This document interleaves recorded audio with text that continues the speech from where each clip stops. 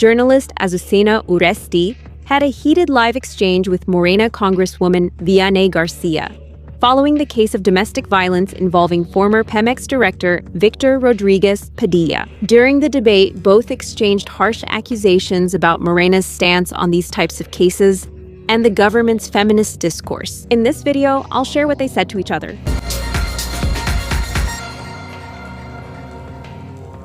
The confrontation happened during the analysis panel of Azucena Uresti's program on Radio Formula, which also features Claudia Anaya from PRI and Laura Ballesteros from Movimiento Ciudadano. The discussion started after addressing the allegations of domestic violence against the former director of Pemex, Victor Rodriguez Padilla. In that context, Azucena Uresti opened the debate by questioning how it was possible for an official accused of domestic violence to have remained in a high-level position for so long, although she acknowledged that this type of abuser often projects a very different public image from what they show in private. She also criticized that the case involved a government claiming to be the most feminist in history.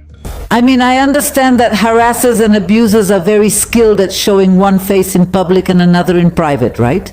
How could an abuser have remained in a feminist government?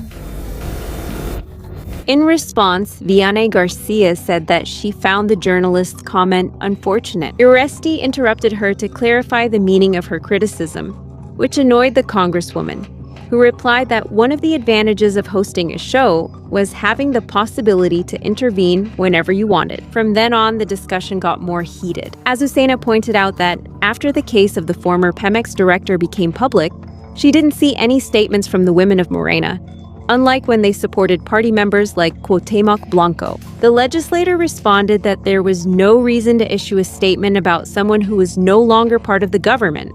The explanation did not convince the panelists. Uresti replied that, following that logic, Morena shouldn't keep holding former President Felipe Calderon responsible for past decisions either, since he is also no longer part of the government.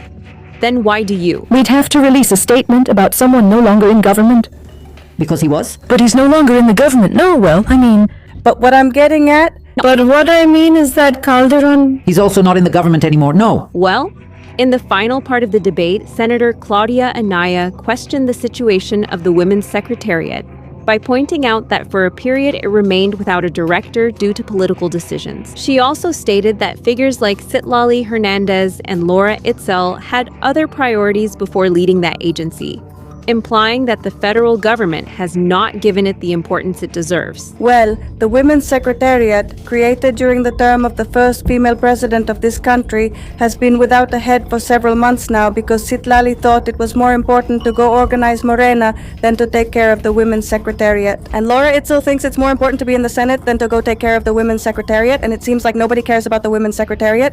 In response to those criticisms, Vianney Garcia defended President Claudia Sheinbaum's administration and assured that the Women's Secretariat never stopped operating. As proof, she mentioned the distribution of 27 million women's rights booklets and the ongoing work of the various sub-secretariats. It has 2 sub-secretariats that have not stopped functioning. 27 million booklets have been distributed, and women who have turned to these services have been assisted. Meanwhile, the debate once again reopened the discussion about Morena's response to gender-based violence complaints and whether the government's actions match its claim of being the most feminist in history.